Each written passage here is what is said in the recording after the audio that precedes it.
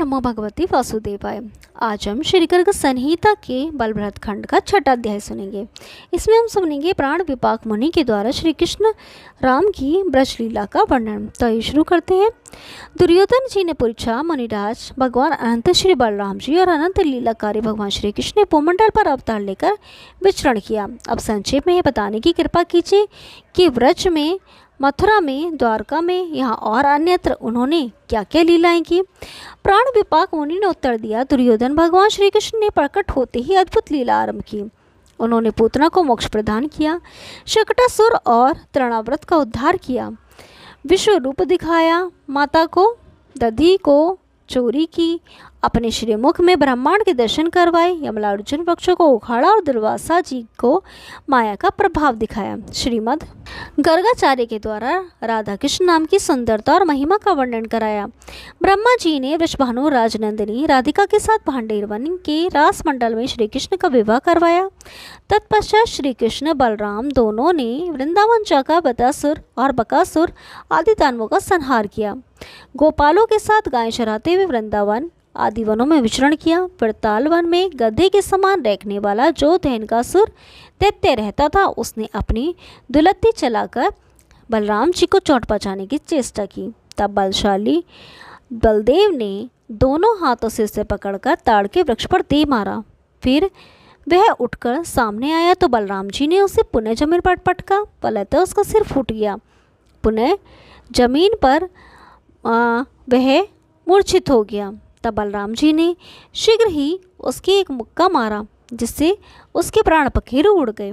तदंतर श्री कृष्ण ने कालियानाग का दमन, दावाग्निपान आदि लीलाएं की।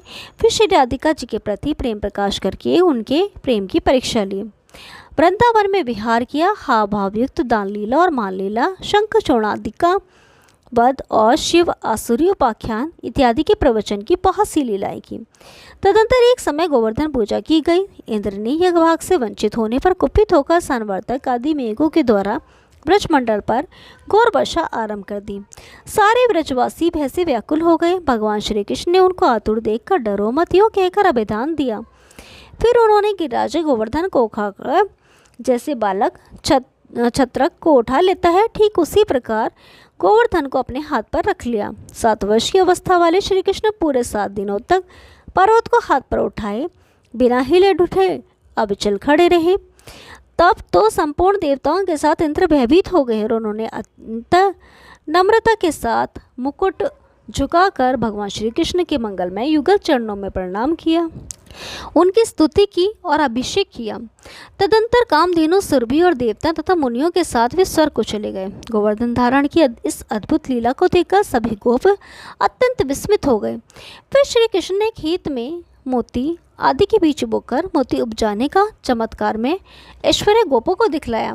तदंतर भगवान श्री कृष्ण ने श्रुति रूपा, ऋषि रूपा, मैथिली, कौशल देश निवासिनी, अयोध्यावासिनी, यज्ञसीता, पुलिंदका, रमा वैकुंठ वासिनी तथा श्वेतदीप निवासिनी, उधर वैकुंठ निवासिनी, अजित पदवासिनी, श्री लोकाचल निवासिनी, देव्या, अदेव्या, त्रिगुणावती, भूमि, गोपी, देवशी, जालंधरी, बहिष्मती, पुनंद्री, अप्सरा, सुतल वासनी और नागेंद्र कन्या आदि गोपी युक्तों के साथ पृथक पृथक रास मंडल की रचना की।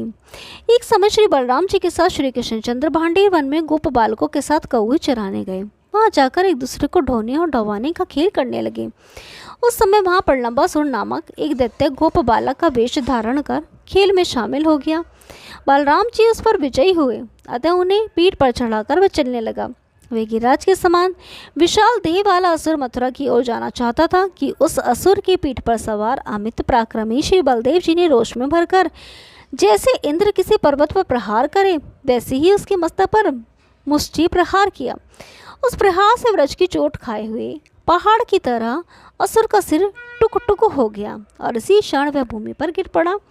एक समय गर्मी के दिनों में सभी गौएं और गोपाल किसी मूंज के वन में जा पहुंचे। इतने में ही वहां बड़े जोड़ की प्रलयांगनी के समान दावाग्नि जल उठी और वह चारों तरफ फैल गई। तब गोपालगण, हे राम, हे कृष्ण, हम शरणागत गोपालों की रक्षा करो, रक्षा करो, यों पुकार उठे। भगवान ने तुरंत कहा, डरो मत, तुम सब अपनी अपनी आंखें मूंद लो। यूं कहकर भगवान उस भीषण दावाग्नि को पी गए। तदंतर गोपाल और गायों के साथ भगवान श्री कृष्ण भांडीर वन से यमुना के तट पर पधारे और अशोक वन में यज्ञदीक्षित द्विजों की पत्नियों के साथ लाया हुआ भोजन ग्रहण किया। इसके बाद एक दिन ब्रज में नंद बाबा का वरुण देवता को अपहरण कर लिया गया। तब भगवान ने वरुण का मान भंग करके नंद आदि गोपों को संपूर्ण लोकों के नमस्कार वैकुंठ के दर्शन कराए। इसके अदंतर एक दिन अंबिका कानन में सरस्वती नदी के तट पर सुदर्शन नामक सर्प नंद जी को निगलने लगा। तब भगवान श्री कृष्ण ने अखिल लोकपालों के द्वारा वंदनीय अपने चरण कमल का उससे स्पर्श कराया। चरण स्पर्श होते ही वह सर्प शरीर से मुक्त हो गया। एक समय श्री कृष्ण ने बलराम जी के साथ गोप बालकों के लिए आंख मिचोली और चोर साहूकार का खेल खेल रहे थे। उसी समय कंस का सखा व्योमासुर चोर के रूप में वहां आ गया। भगवान श्री कृष्ण ने अपनी प्रचंड दोनों भुजाओं से इसे पकड़कर 10 दिशाओं में घुमाते हुए पृथ्वी पर पटक दिया। इसी प्रकार कंस का भेजा हुआ अरिष्टासुर बैल के रूप में आया। भगवान ने उसके दोनों सींग पकड़कर उसे भी धराशाही कर दिया। तब नारद जी ने जाकर कंस को श्री कृष्ण की लीलाएं सुनाई। सुनकर कंस ने केशी को भेजा। भगवान श्री कृष्ण चंद्र ने उसके मुंह में अपनी भुजा प्रवेश कराकर उसके मर्म को भेद डाला। श्री कृष्ण को ने इस प्रकार बलराम जी के साथ ब्रजमंडल में अनेक अद्भुत लीलाओं का रचना की। ओम नमो भगवती वासुदेवाय। कल 7वां अध्याय सुनेंगे। तब तक के लिए नमस्कार।